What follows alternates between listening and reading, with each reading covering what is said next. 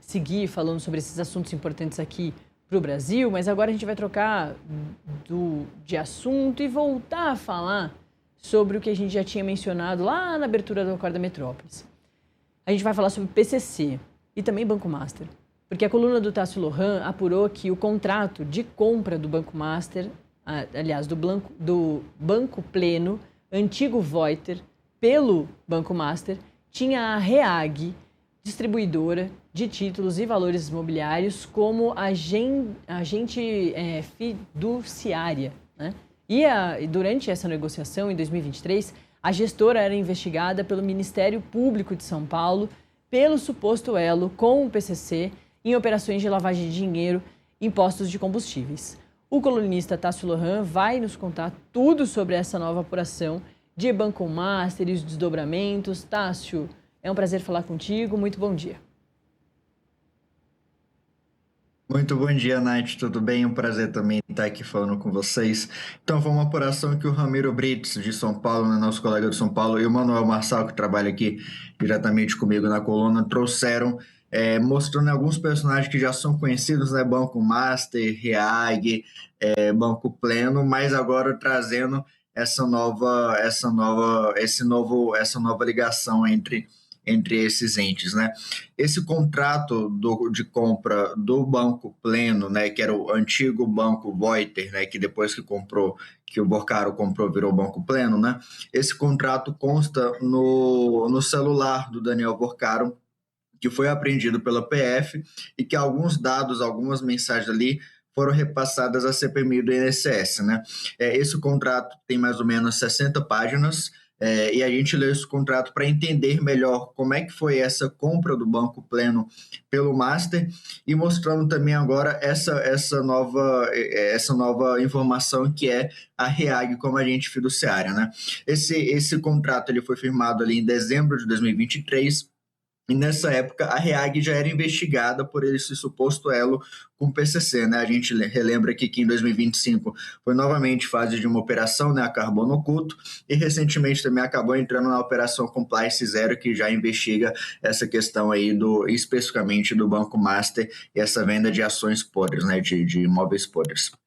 Pois bem, Nath, o contrato ele é assinado ali pelo Roberto de Rezende Barbosa, que era o então dono do Banco Voiter, e tem o valor ali simbólico de R$1, mas as ações ali da NK031, que era a dona do Banco Voiter, é ali de 765 milhões de reais.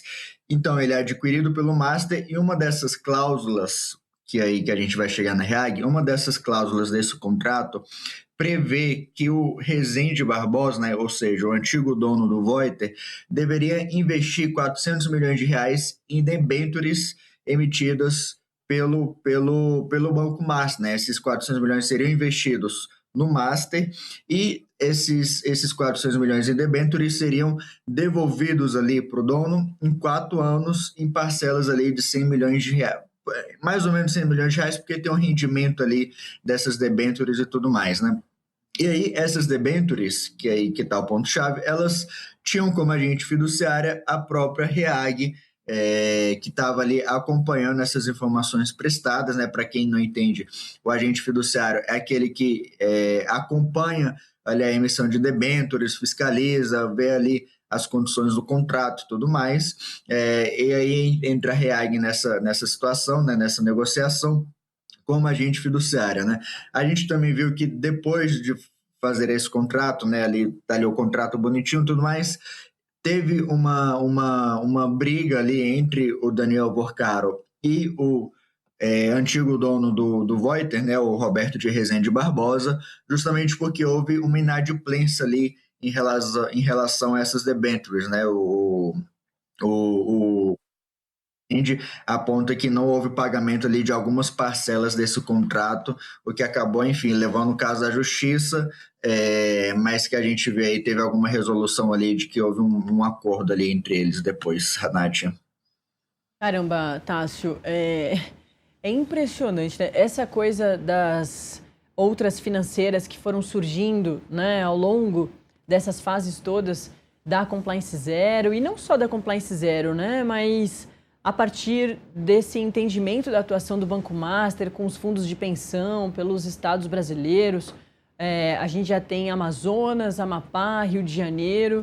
Na primeira fase da Operação Compliance Zero tinha o BRB, aí a partir da segunda vem a REAG, e a gente vai acompanhando esses desdobramentos com várias instituições importantes que tinham diversos negócios com atuações diferentes, sendo somadas a esse esquema todo do Banco Master. E a coisa da REAG com o PCC realmente é muito interessante de ver e observar de muito perto, né? Vocês aí na coluna têm olhado com bastante atenção nessas relações todas, né, Otávio?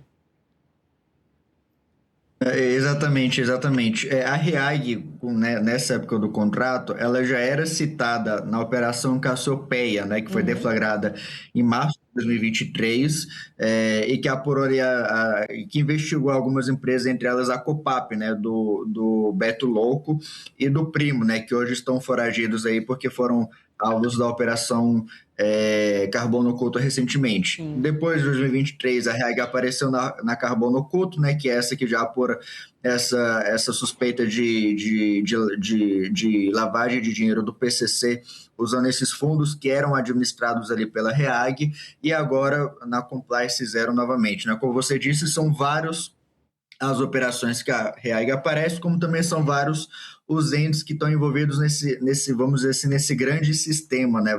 Que vai desde o início ali da emissão desses títulos, dessas irregularidades, até o final, como é o caso, por exemplo, de Instituto de Previdência ali de municípios que acabaram investindo nessas fraudes, nessas questões ali fraudulentas e acabam, inclusive, prejudicando os servidores e pessoas, né, vamos dizer assim. Luna, estão muito atentos, claro, em paralelo a toda a questão do INSS, da farra do INSS. Ontem também teve matéria do Manuel Marçal sobre isso, né, sobre a Dataprev. E é interessante também como esses dois casos, em muitos momentos, flertam, né, justamente por causa dos fundos de pensão, por causa das aposentadorias, né? Exatamente, Nath. Até por isso, essa questão, essas mensagens do Daniel Vorcaro, né, o que foi apreendido ali no celular dele, foi enviado para a CPMI do INSS, justamente ali, o ponto central ali que o pessoal alega justamente essa questão dos consignados, né, que é uma das fraudes ali envolvendo o INSS, e aí acabou se entrelaçando alguns personagens, o Daniel Vorcaro é um deles, que aparecem quase tudo que está por aí. É isso. E agora está sendo discutido, inclusive, a questão do vazamento das informações que pode ter vindo não só da PF, como a gente já viu em outros casos, em outras investigações importantes, mas dos parlamentares, porque eles também estão tendo acesso a dados importantes aí que estão sendo investigados.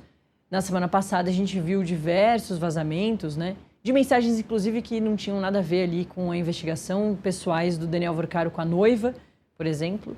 Isso é bastante comum de acontecer, mas é que dessa vez mais gente está tendo acesso a esses dados tão importantes da investigação, né? E muito provavelmente a gente vai continuar vendo essas mensagens e esses dados, mas equipes muito importantes de apuração, como a do Tássio Lohan, estão muito atentas a tudo que importa para a investigação. Tássio, muito obrigada, viu? Eu que agradeço, Nath. Sempre um prazer. Tchau, tchau. Tchau. Tássio Lohan, colunista, o próprio.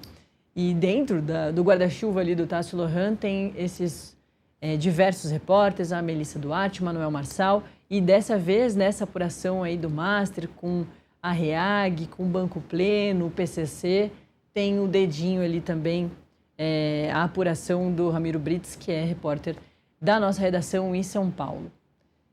Vamos continuar